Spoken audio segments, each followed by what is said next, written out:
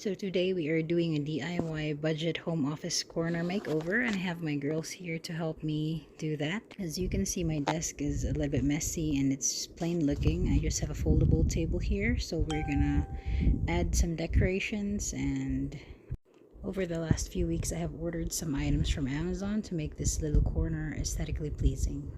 Wallpaper that I got from Walmart. It has a little bit of mint color in it. I have an alarm clock. Ooh.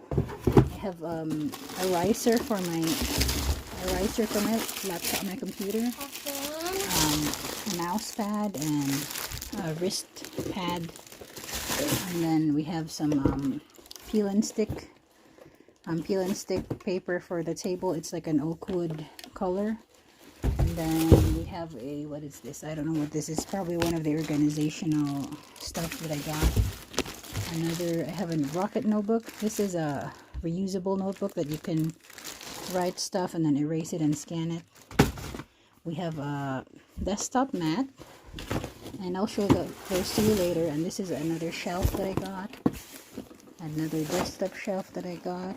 And the last piece is the fan. So let's get started. Yeah. Watch out for part 2.